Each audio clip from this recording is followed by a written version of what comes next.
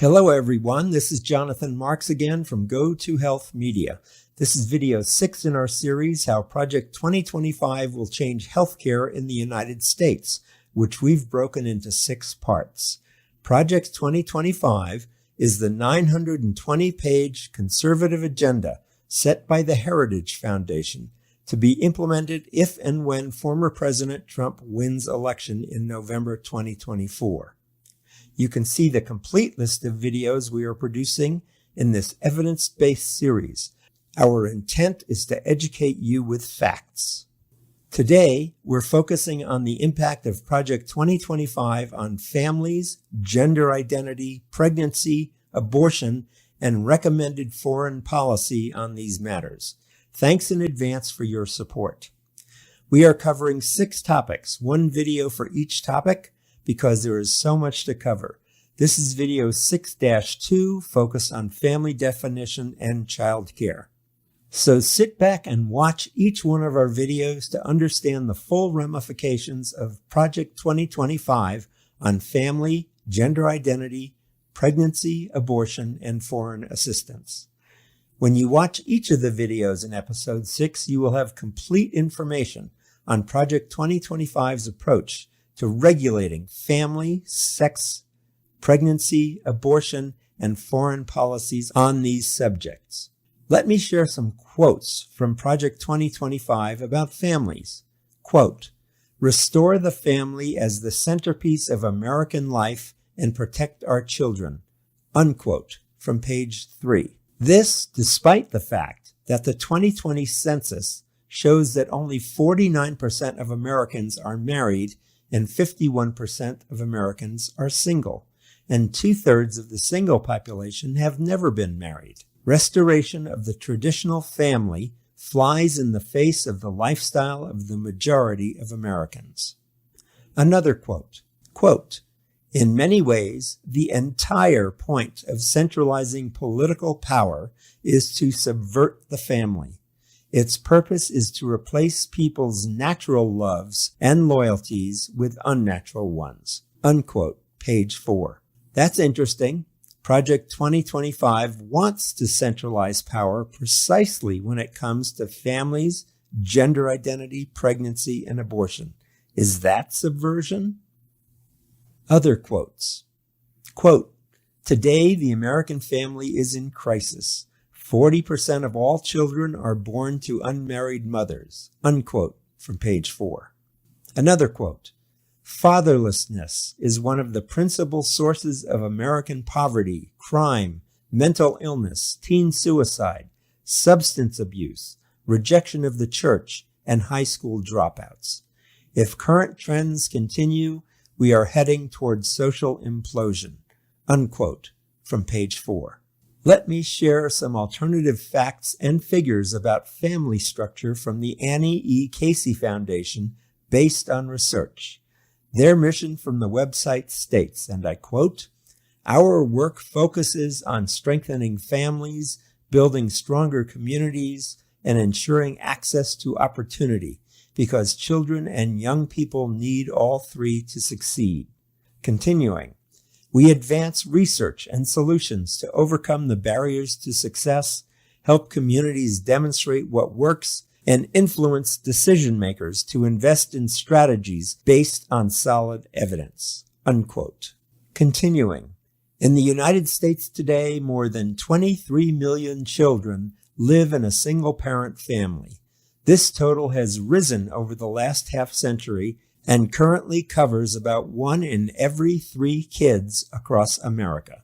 These single-parent households are structured as mother-only, 60%, cohabiting, 25%, that's where the mother and father share the same household but are not married, and then father-only, 15%. Continuing the quote, "A number of long-term demographic trends have fueled this increase, including marrying later, declining marriage rates, increasing divorce rates, and an uptick in babies born to single mothers." Unquote. Continuing, "Among unmarried parents, the share of single mothers has shrunk in recent decades, while the share of cohabiting parents has grown." Unquote.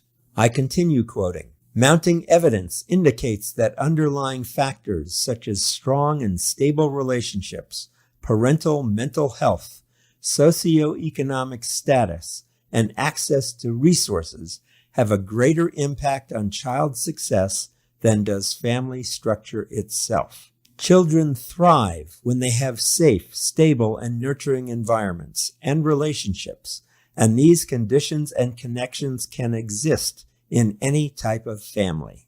Children can thrive in any family structure, and family structures often change over time. Family types have also become more diverse, with blended step-families, same-sex parent families, children living with relatives, and more. Children's relationships to their parents or caregivers may be biological, adoptive, step, kin, foster care, or other. It is increasingly important to recognize the diversity of family compositions rather than discussing them as only 2 or 3 groups."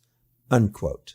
The Foundation has tracked data, published resources, supported programs, and advocated for policies to improve the lives of these children, youth, and families.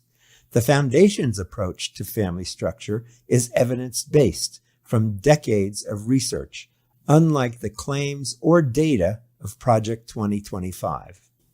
A new topic. Did you know there is a department under Health and Human Services called the Administration for Children and Families, or ACF? It provides grants to fund healthy marriage and relationship education, HMRE programs, to strengthen and improve the quality of relationships by offering a range of services from relationship education for high school students to marriage and relationship skills building for adult couples. Project 2025's approach to family structure is based on Christian religion, without a lot of facts to back it up. However, Project 2025 states that the administration should, quote, protect faith-based, healthy marriage and relationship education grant recipients from religious liberty violations and maintain a biblically based definition of marriage and family. All other family forms involve higher levels of instability, financial stress or poverty, and poor behavioral, psychological, or educational outcomes. Unquote. They continue, quote, for the sake of child well-being, programs should affirm that children require and deserve both the love and nurturing of a mother and the play and protection of a father. Unquote. Very stereotypic.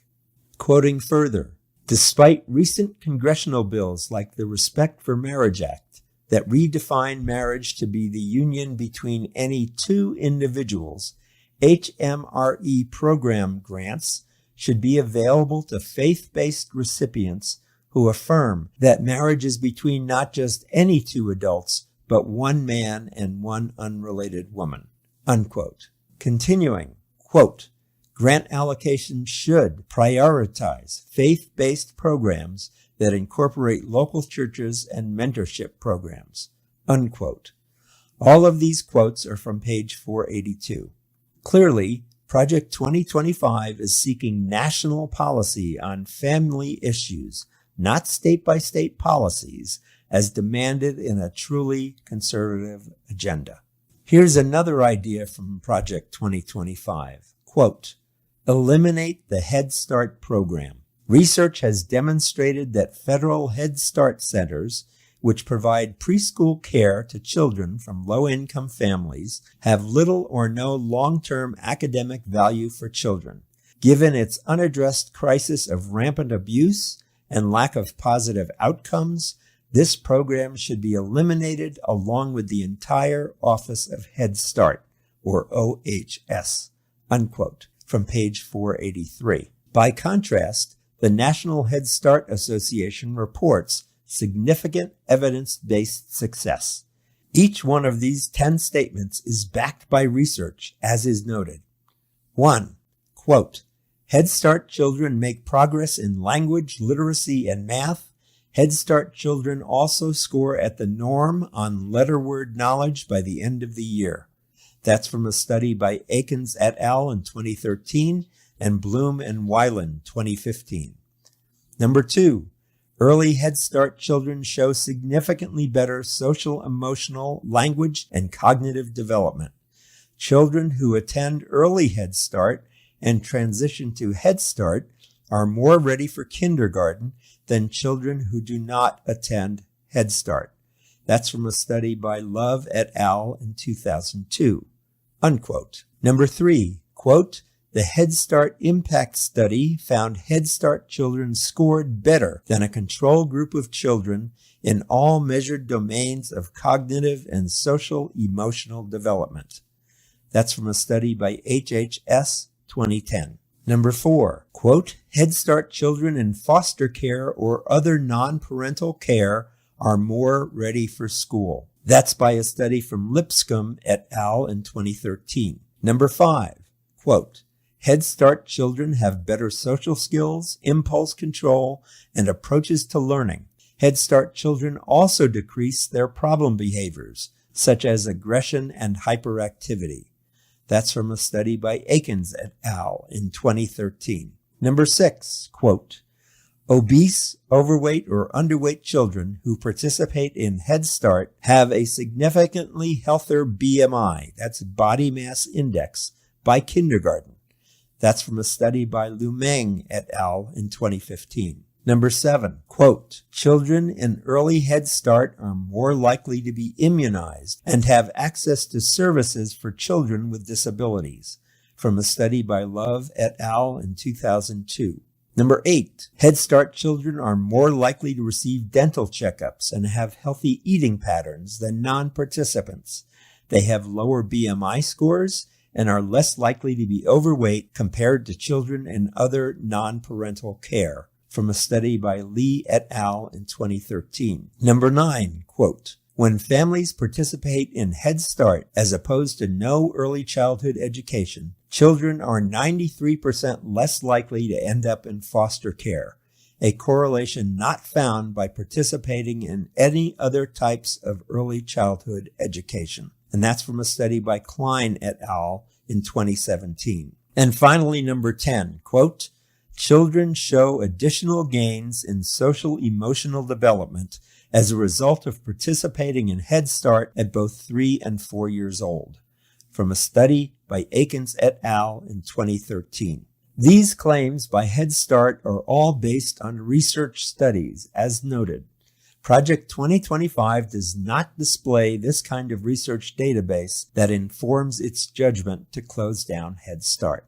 More from Project 2025. Project 2025 also wants to, quote, prioritize funding for home-based childcare, not universal daycare, unquote. About daycare, Project 2025 states, quote, concurrently, children who spend significant time in daycare experience higher rates of anxiety, depression, and neglect, as well as poor educational and developmental outcomes, unquote. They share no evidence for these claims. More useful data is found in an article by Noam Spancer, PhD, titled The Deal with Daycare. What do the data denote? ? His article is based on reviews of social science research literature. Dr. Spancer specializes in childhood psychology and anxiety. I'm going to read a series of quotes here. He states, quote, an overarching finding in the literature is that daycare influences are less important than home influences, even for children who spend much time in daycare. In other words, home and family variables account for more of the variance in children's developmental outcomes than daycare variables. For example, results from the large longitudinal NICHD study of early child care have shown that for cognitive outcomes, the typical effect sizes for non-parental child care were approximately a half to a third as large as home environment effects. Unquote. Another quote, Non-parental care arrangements and by proxy maternal employment are not inherently risky for children." Unquote. A final quote. "Research has converged on the conclusion that children's time in daycare is associated with increased non-compliance. These increases do not rise to the level of clinical diagnosis. These effects are stronger in low-quality care arrangements and when group size is larger." So the quality of daycare does make a difference, marginally. Dr. Spancer, in a review of the literature, shows that out-of-home daycare does not unduly influence child development. What is most important is the environment within the home. Dr. Spancer's review of the scientific literature directly contradicts Project 2025's assertions that in-home daycare is preferential and that professional daycare is detrimental to the child. Thank you so much for watching. We hope this video gives insight into how Project 2025 will change healthcare in the United States. Please like this video so more people see it. Thank you in advance. And please subscribe to our YouTube channel so you benefit from all the videos in this series. This has been Jonathan Marks with Go to Health Media.